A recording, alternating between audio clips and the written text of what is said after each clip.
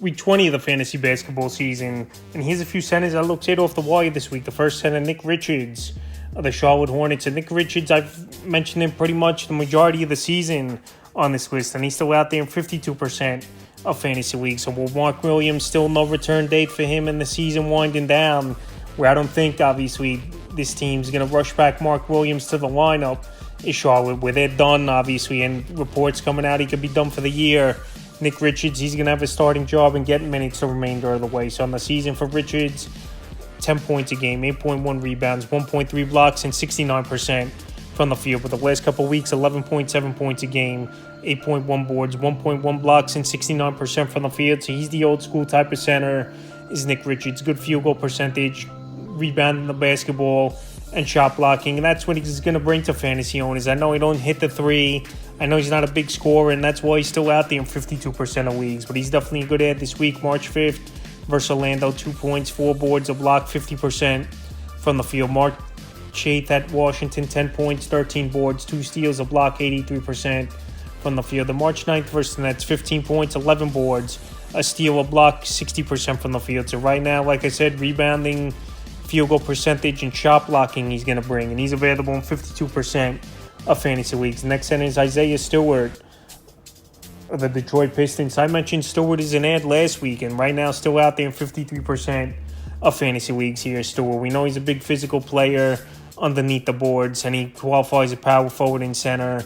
And he's a player that could just go out there, help you in rebounds, and he could score the basketball at a decent rate as well. In the year, 11 points a game, 6.8 rebounds, 1.7 assists, 1.4 threes, and 47% from the field. In the last couple of weeks since he returned from suspension, 1.5 points a game, 7 boards, 1.2 assists, 1.5 threes, and 51% from the field. So Stewart's playing over 30 minutes a game, right back in the role he was before the suspension.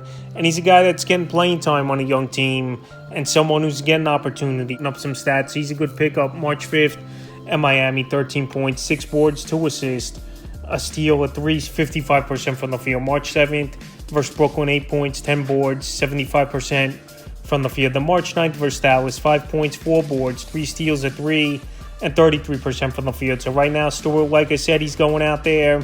Some games he's going to put up good games, and some games a pedestrian type of performance. But as long as the playing time's there, and he can help you in a couple categories, and he also could stretch the floor with a guy who qualifies at the 5, I think he's a decent ad this week. The next ad, Salni Adama of the Memphis Grizzlies. So the Grizzlies, I've mentioned it a lot, tons of injuries this season, and a lot of unknown guys are getting playing time and making the most of it and have some fantasy value. So Adama available in 64% of leagues on the year, 10.6 points a game, 5.6 boards, 2.2 assists, 1.7 threes, and 43% from the field. The last couple weeks, 12.4 points a game, 5.7 boards, 2.4 assists, 1.4 blocks, 2 threes, and 45% from the field. So Adama could stretch the floor a little bit. Field goal, I know, isn't great, but rebounding and about 10, 12 points per game, he's going to bring owners. And he's playing major minutes as well, anywhere from 25, 35 minutes a game. March 6th at Philly, 17 points, 4 boards, 7 assists, a steal, 3 blocks, 3 threes, 46% from the field. March 8th versus Atlanta, 13 points, 5 boards, a steal, 3 blocks, 2 threes, 71% from the field. The March 10th at OKC, 7 points, 6 boards, 3 assists, 2 blocks, 40% from the field. So right now he's starting to shot block here, is Aldama. In the last 3 games, he got 8 blocks. So right now he's adding that to his repertoire. That could definitely help fantasy owners. A lost art, the blocks in fantasy basketball. And right now I think he's a good ad, is Aldama. The next ad off the wall is Jock Landale of the Houston Rockets. So we saw Alvin Sengun go down with a bad injury where he had to get wheeled off in a wheelchair. So hopefully he's all right. But Landale, next man up over there for this Houston Rocket team. So on the year, he didn't get much playing time. But like I said,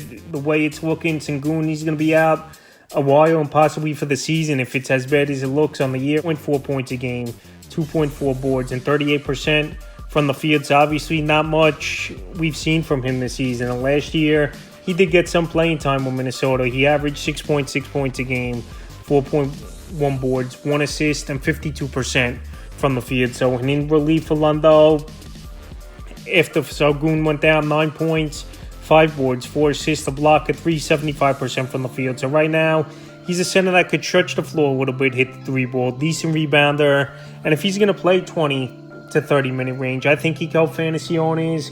And he's out there in 98% of fantasy leagues. Obviously, we still got to wait and see what's up with Sengun and what's the injury and what's the timetable. But the way it looked, like I said, it wouldn't be surprising at all if he's out for the season. So right now, Wendell's next man up over there in Houston. He's definitely an ad and a guy who could put up some decent numbers, I believe, if he could play that 20 to 30 minute mark, even though I know they most likely will move Jabari Smith to the center position. But as a backup and more minutes for Wendell, that's what I think we'll see from him with this injury. And fifth and final center I looked at off the wire this week here is Davis Bertans of the Charlotte Hornets. Bertans, I mentioned him as an ad last week off the waiver wire. And if you need three-point shooting, that's what he's going to bring fantasy owners and score the basketball. That's how he got the big deal a few seasons ago from the Wizards. But over the last few years, we really haven't seen much out of him. So Bertans available in 92% of leagues. On the year, 5.8 points a game, 1.2 boards, 1.6 threes, and 41% from the field. But the last few weeks since he's got playing time after getting traded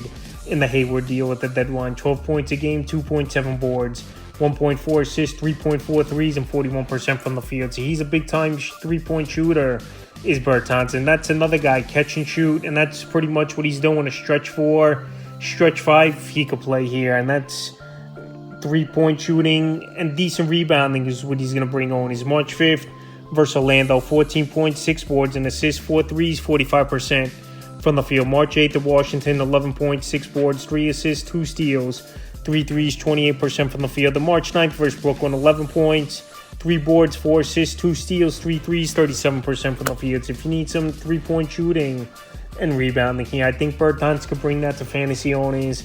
And he's getting good opportunity, about 30 minutes a game he's been playing for the Hornets. So that's a few centers look to add here in a crucial week 20 of the fantasy basketball season, with the playoffs starting in a week or two, depending how your league does it